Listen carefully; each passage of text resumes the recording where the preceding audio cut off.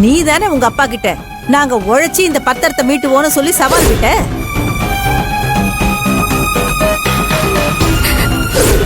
அதனால நீ தான் உன் பணத்தை முதல்ல போட்டிருக்கணும். என்ன ஆச்சு? ஊருக்கு மட்டும்தான் உபதேசமா? டாக்குமெண்ட்ல உங்க அப்பா தானே மீட்டாரு. அதனால நீ மட்டும் வேலைக்கு போகாம சொகுசா இருக்கலாம்னு பாக்குறியா?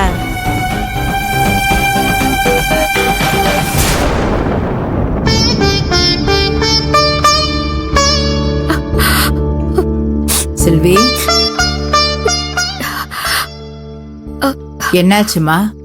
ஏன் உன் கண்ணெல்லாம் கலங்கி இருக்கு? ஒண்ணுல தூசி விழுந்துருச்சு. எது கண் கலங்கி இருக்கு, எது தூசின்னு எனக்கு தெரியாது. அப்படிதானே? அம்மாடி, அழாத. இந்த குடும்பத்தோட மொத்த கண்ணீரையும் தொடச்சவ நீ. நீ அழுதன்னா இந்த வீடு தாங்காதுமா. அந்த ராஜேஸ்வரி ஏதோ சொன்னாங்கிறதுக்காக நீ கண் கலங்கலாமா? இல்லத்த, கீர்த்தி உங்க அம்மாவும் பேசினதுக்காகலாம் நான் அழல. அவங்க கேட்ட விதம் தப்பா இருந்தாலும் அவங்க கேட்ட விஷயம் கரெக்ட் தானே.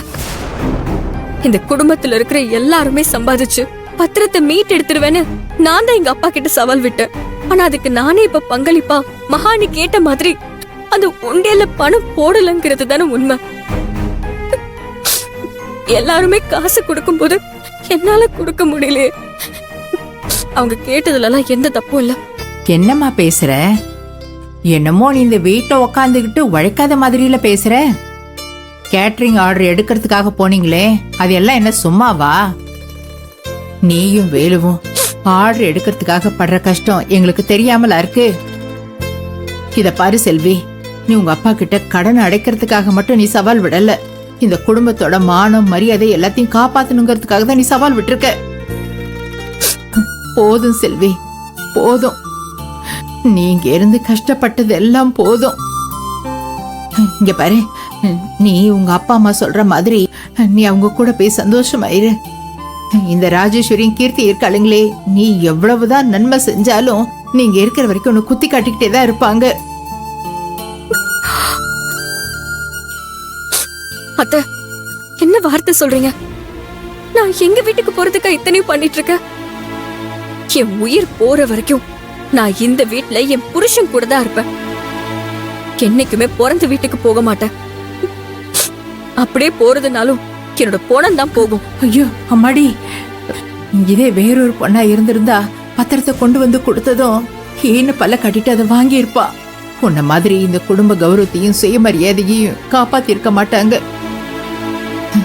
நீ செஞ்சிருக்கியே, இதை விட இந்த குடும்பத்துக்கு வேற என்ன வேணும்? இவ்ளோ கஷ்டத்தையும் அந்த ராஜேஸ்வரியும் கீர்த்தியும் உனக்கு செஞ்சதுக்கு அப்புறமும் அவங்க நல்லா இருக்கணும்னு நீ நினைக்கிற பாரு, அது ஒண்ணு போதும். எனக்கு யார் மேலயும் கோவம் இல்ல அத்த. நம்ம குடும்பம் எப்பயுமே அண்ணன், தம்பி, அத்தை, நாத்தனாரு, மாமா, குழந்தை, குழந்தையான்னு ஒத்துமையா இருக்கணும். அந்த உறவு ஒரு நாளும் உடைஞ்சிடக்கூடாது. என்னத்த பாக்குறீங்க? என்னடா இவ இன்னும் அதே சொல்லிட்டு இருக்கானே? நான் இன்னைக்கு இல்ல அத்த, சின்ன வயசுல இருந்தே இப்படி ஒரு குடும்பத்துல சந்தோஷமா இருக்கணும்னு தான் ஆசைப்பட்டேன். சின்ன வயசுல எங்க அப்பா அம்மாவை தவிர எனக்கு உறவுன்னு சொல்லிக்க யாருமே கிடையாது. நல்லதோ கெட்டதோ எங்க 3 பேரோட போயிடும். சொந்த பந்தம்னா என்னன்னு எனக்கு தெரியாமலே இருந்துச்சு. அப்பதான் நான் முடிவு பண்ணேன், எனக்கு வாழ்க்கை துணையா வர ஒரு வீட்டுல நிறைய சொந்த பந்தங்கள் இருக்கணும்னு. அதை இன்னைக்கு நான் நிறைவா உணர்றேன். அதனால நான் என்ன பிரச்சனை வந்தாலும் தாங்கி பார்த்தேன். என்னோட புகுந்த வீட்டை நான் என்னைக்குமே விட்டு கொடுக்க மாட்டேன். நீ பிறந்த விட்டு பெருமையை மட்டும் இல்ல, புகுந்து விட்டு கௌரவத்தையும் காப்பாத்தி இருக்க. அம்மாடி, நீ இந்த வீட்டோட மருமக மட்டும் இல்லம்மா, என் வயித்துல பிறக்காத மக.